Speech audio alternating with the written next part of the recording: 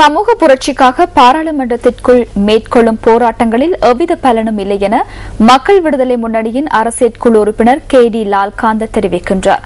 பாராளுமன்றத்துக்கு வெளியில் மக்களை இணைத்துக் கொண்டு அவர்களின் உரிமைகளை வென்றெடுப்பதற்காக போராட வேண்டும் என அவர் குறிப்பிட்டார். எனினும் அதனை தற்போது பாராளுமன்றத்தில் உள்ள எதிர்க்கட்சிகளினால் நிறைவேற்ற முடியாமல் போயுள்ளதாகவும் KD லால்காந்த சுட்டிக்காட்டினார்.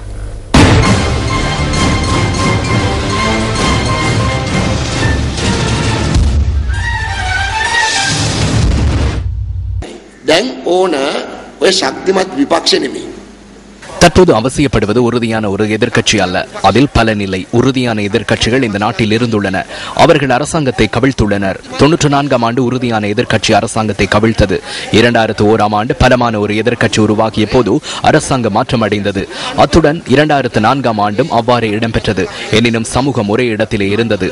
77ஆம் ஆண்டு உறுதியான எதிர்க்கட்சி அரசாங்கத்தை கவிழ்த்தியது. அவர்கள் ஆட்சி அமைத்தனர். எனினும் மக்களின் பிரச்சினை நாளுக்கு நாள் அதிகரித்தன. எனவே தற்போது அவசியப்படுவது உறுதியான ஒரு எதிர்க்கட்சி அல்ல, தற்போது உறுதியற்ற ஒரு எதிர்க்கட்சி பாராளுமன்றத்தில் உள்ளது. ரணில் விக்ரமசிங்கவின் தலைமைத்துவம் மிகவும் சிறந்தது. எவ்வித பிரச்சனையும் இல்லை. தற்போது என்ன செய்ய வேண்டும்? பாராளுமன்றத்தினுள் செய்வதற்கு எதுவும் இல்லை. ரணில் விக்ரமசிங்கவிற்கு பாராளுமன்றத்தினுள் என்ன செய்ய முடியும்?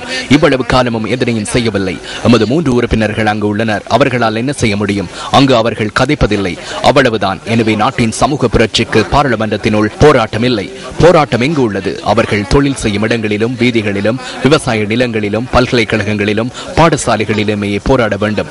எனவே ஒருபுறம் பொது தொழிற்சங்க நடவடிக்கை முன்னெடுக்கப்படுவதுடன் மறுபுறம் பொது அரசியல் மத்திய நிலையம் செயற்படுகிறது. எனினும் போலியான எதிர்க்கட்சி, அதாவது ரணிலின் எதிர்க்கட்சியானது தேநீரையும் கோப்பையையும் குடிக்கும் தரப்பாகும்.